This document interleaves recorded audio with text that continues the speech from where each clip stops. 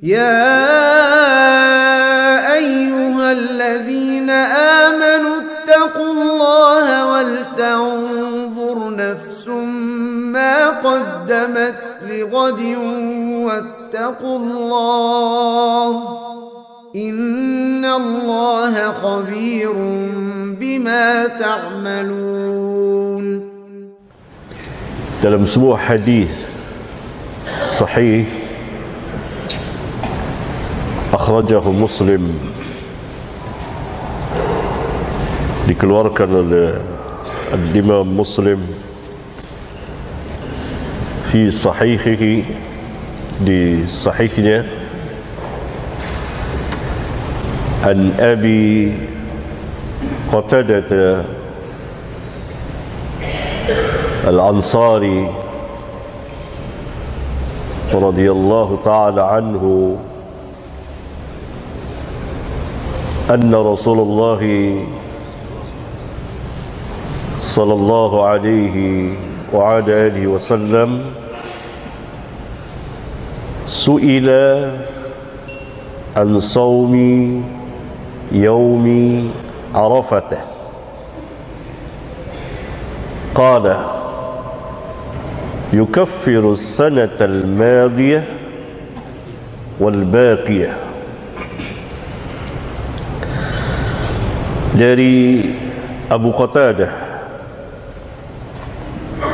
radhiyallahu ta'ala anhu, dia menerangkan bahwasanya Rasulullah sallallahu alaihi wasallam pernah ditanya tentang keutamaan puasa pada hari Arafah. Su'ila Rasulullah sallallahu alaihi wasallam an saumi yaumi Arafah. Rasulullah sallallahu alaihi wasallam pernah ditanya tentang keutamaan tentunya puasa pada hari Arafah. Perhatikan, an saumi yaumi Arafah. Beliau ditanya tentang puasa pada hari Arafah, Yaum Arafah. Beliau menjawab, yukaffiru as-sanata al-madiyah, menghapuskan dosa yang lalu, wal baqiyah, dan yang akan datang. Hadis yang mulia ini merupakan nas, dalil yang sahih dan sarih yang menjelaskan bahawa puasa Arafah adalah pada hari Arafah, bukan di luar hari Arafah. Atau dengan kata lain, mengikuti ru'yah negeri masing-masing, karena akan terjadi perbedaan. Sedangkan puasa Arafah, para sahabat mengerti, karena itu mereka bertanya, an saumi yaumi Arafah, dan ditakrir oleh Nabi sallallahu alaihi wasallam. Dan hal ini menunjukkan sudah ma'ruf di kalangan mereka bahwa puasa Arafah jatuh pada hari Arafah, bukan selain hari Arafah. Menunjukkan terkait juga dengan tempat. Berarti kalau hari Arafah jatuh pada hari Senin, maka pada hari Senin itu kita puasa. Kalau kita puasa pada hari Selasa, maka ini di luar hari Arafah. Ini dalil yang sangat kuat dan tidak bisa lagi dilawan oleh ra'yu. Apa kira-kira hujjah mereka yang mengatakan boleh puasa di luar hari Arafah? Apa hujjahnya? Mutasi. Hah? Mutasi. Hah? Dia lapas dia mutasi itu. Mutasi yang dibahas. Selain Nabi sallallahu alaihi wasallam. Kana Rasulullah sallallahu alaihi wasallam yasaumu tis'a Dzulhijjah. Tis'a Dzulhijjah yaum Arafah. 9 Dzulhijjah, yang dimaksud 9 Dzulhijjah hari Arafah. Apalagi hujjah ini? Matlah. Sumu li ru'yatihi wa aftiru li ru'yatihi. Ini di mana? Ramadan. Dan kita tahu bahwa sebagian ulama berdalil dengan hadis sumu li ru'yatihi adalah satu ru'yah untuk seluruh negeri. Hadis ini dipahami oleh para ulama dengan dua pemahaman yang berbeda. Sebagian ulama memahami sumu li ru'yatihi, ru'yanya satu. Apabila sudah terlihat, misalnya Saudi Arabia sudah melihat ru'ya, maka seluruh negeri mengikutinya. Dan ini ma'ruf di kutubul fiqh, di kitab-kitab fikih. Saya kira tidak tersembunyi bagi para pelajar. Sahih, satu ru'yah untuk seluruh negeri. Sebagian ulama memahami sumu li ru'yatihi, masing-masing negeri mempunyai ru'yah. Berarti dalil ini dalil ihtimal. Mana yang lebih tegas dalilnya? Saum Arafah. Karena dalil yang kedua ini para ulama berselisih. Ada yang memahami satu ru'yah. Berarti hujjah ini pun tidak kuat. Apalagi hujjahnya Athar Ibnu Abbas. Athar Ibnu Abbas. Ketika zaman Muawiyah yang itu untuk menetapkan sebagian mazhab, sebagian pendapat para ulama menguatkan bahwa masing-masing negeri ada matla'nya. Ya, itu betul. Itu salah satu untuk menguatkan ini. Tapi yang saya maksud bahwa dalil ini dipakai oleh para ulama dan mereka berbeda menjadi dua pendapat. Itu dia. Berarti ini dalil ihtimal. Paham ya? Bukan untuk menguatkan salah satunya. Saya ingin membantah hujjah ini. Tidak tepat berdalil dengan ini. Apalagi hujjahnya. Apa? Hah? Kenapa? mereka mengatakan kalau seandainya tergantung dengan tempat. Hah? Jika seandainya bergantung dengan tempat, berarti ketika seandainya telah nanti tidak ada yang untuk di Arafah, berarti tidak ada puasa. Sampai akhir zaman akan ada Arafah. Setelah Ya'jud wa Ma'jud masih ada orang menunaikan ibadah haji. Ini hayyal namanya. Apalagi hujjahnya? Perbedaan waktu, Ustaz. Mereka mengatakan ada di misalnya sebuah daerah yang mungkin letaknya di timur, kemudian berarti mereka tidak akan ada mendapatkan puasa Arafah karena Arafahnya sudah akan nanti, masih akan datangnya nanti, Ustaz. Mereka memperkirakan. Ingat hadis Dajjal yang sehari seperti setahun. Bagaimana sholat 5 waktu? Kirakan. Yang kita urus kita di sini. Kenapa di sana? Apalagi hujjahnya? Ustaz.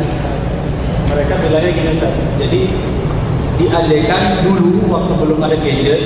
Jadi kita nggak tahu apa yang terjadi di Arafah sekarang karena nggak ada komunikasi atau Dulu, kita bicara sekarang atau dulu? Dulu urusan mereka, para ulama, urusan kaum muslimin yang dahulu. Tetapi mereka, mazhab mereka mengikuti sana. Dan mereka memperkirakan, alhamdulillah, apakah kita tidak bersyukur Allah subhanahu wa ta'ala mudahkan kita dengan hanya beberapa detik sudah tahu. Ini nikmat Allah subhanahu wa ta'ala yang sangat besar. Apalagi hujjahnya. Apa?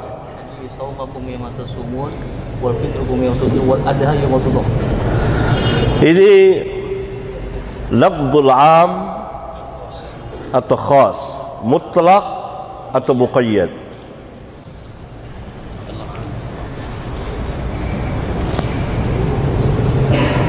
Lafaznya mutlak atau muqayyad? Bentuk lafaz itu Muqayyad.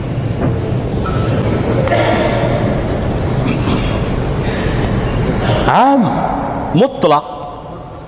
Sedangkan su'ila an saumi yawm Arafah muqayyad. Itu pertama. Yang kedua, ya ini mereka yudahi ma'an nas, ya, bersama manusia. Sahih, menyembelihnya iya, besoknya bisa luas, wasi menyembelih. Yang ketiga, bersama manusia sana, nisbi. Apa lagi hujjahnya? Menyelisih umarah. Itulah rada dewasa. Menyelisih umara, alhamdulillah umara di sini nggak melarang, bebas. Itu pertama. Menyelisihi umara, kalau antum ditanya, yakni ketaatan kepada umara mutlak atau muqayyad? Muqayyad, bukan mutlak. Kalau mutlak, maka kita jadikan umara arbaba min dunillah. Muqayyad dengan apa? Dalam rangka mentaati Allah dan Rasulnya. Kalau menyelisihi Allah dan Rasulnya, maka tidak boleh didengar dan tidak boleh ditaati. Tidak boleh didengar dan tidak boleh ditaati, walaupun tidak boleh memberontaknya. Hujjah lain, ini permasalahan ilmiah. Pernah kejadian pada masa khilafah Uthman bin Affan radhiyallahu ta'ala anhu, ya, Utsman melarang kaum muslimin, yakni para sahabat dan tabi'in saat itu,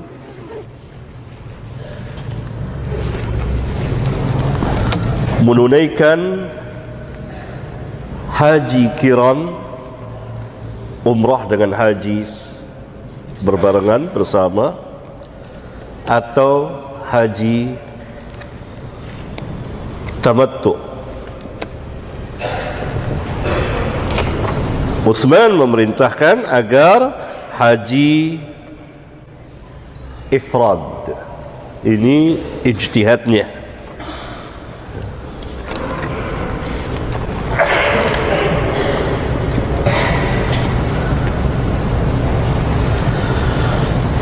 Waktu itu beliau khalifah, bahkan keluar langsung larangan.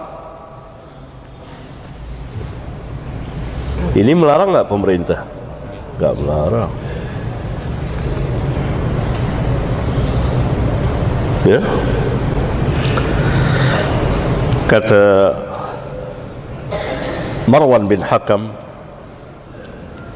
syahidtu Uthman wa Aliyan radhiyallahu anhuma wa Uthman yanha anil mut'ati wa an yujma'a bainahuma falamma ra'a Aliyun ahalla bihima labbaika bi umratin wa hajjatin qala ma kuntu li'ada'a sunnatan Nabi sallallahu alaihi wasallam liqauli ahadin. Kata Marwan bin Hakam, aku menyaksikan yakni kejadian antara perselisihan Uthman dan Ali radhiyallahu anhuma. Uthman melarang menunaikan ibadah haji tamattu' dan kiran wa ayyujma'a bainahuma. Tatkala Ali melihat itu, mengetahuinya, maka Ali langsung tegas berihlal, mengucapkan talbiyah labbaika bi umratin wa hajjatin. Ya Allah, aku sambut panggilanmu untuk umrah dan haji. Ini haji apa namanya? Tamattu, kiran. Kan labbaika bi umratin wa hajjatin. Kemudian Ali mengatakan, ma kuntu li'ada'a sunnatan Nabi sallallahu alaihi wasallam liqauli ahadin. Aku tidak akan meninggalkan sunnah Nabi sallallahu alaihi wasallam karena perkataan seseorang. yakni Nabi SAW telah membolehkan haji kiran. Utsman melarangnya karena satu dan lain hal. Ali yang melihat itu langsung membantahnya dan melaksanakan ibadah haji kiran.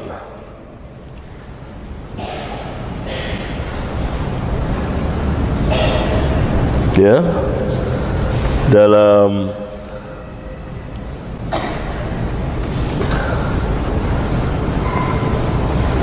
lafaz yang lain, ketika Utsman mendengar Ali berihlal, bertalbiyah bi umratin wa hajjatin, maka Utsman mengatakan, alam nakun tunha an hadza, bukankah kita telah dilarang oleh khalifah, maksudnya beliau, mengerjakan itu? Qala, jawab Ali, bala, sami'tu Rasulullah sallallahu alaihi wasallam yulabbi bihima jami'an. Betul, khalifah telah melarangnya, tetapi aku pernah mendengar Rasulullah sallallahu alaihi wasallam bertalbiyah dengan keduanya. Walam ada qaula Rasulullah sallallahu alaihi wasallam liqaulika. Aku tidak akan pernah meninggalkan perkataan Rasulullah sallallahu alaihi wasallam karena perkataanmu. Ini khilaf antara umara dengan ulama. Ketika ada umara yang menurut ulama menyelisihi sunnah, maka ulama mengajarkan kepada umat sunnah itu terang-terangan. Oleh karena itu para ulama mensyarahkan hadis ini seperti yang saya jelaskan. Ya.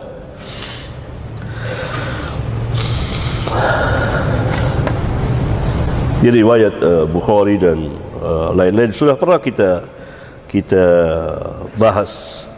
Di antara syarahnya, isya'atul alim ma'indahu minal ilmi. Orang alim menyebarkan ilmu yang ada pada dia, wa izharuhu, dan menyatakannya, dan munazarah, melakukan perdebatan dengan wulatul umur, para umara dan yang selain mereka, bagi mereka yang memiliki, dengan maksud munasahatul muslimin, menasihati kaum muslimin. Jadi tidak ada masalah. Tidak bisa orang berdalil menyalahi Kalau sebagian meyakini bahawa ini sunnah Nabi SAW, sunnah Nabi tidak boleh ditinggalkan karena perkataan seseorang. Saya kira faham. Habis hujjahnya? Tidak ada.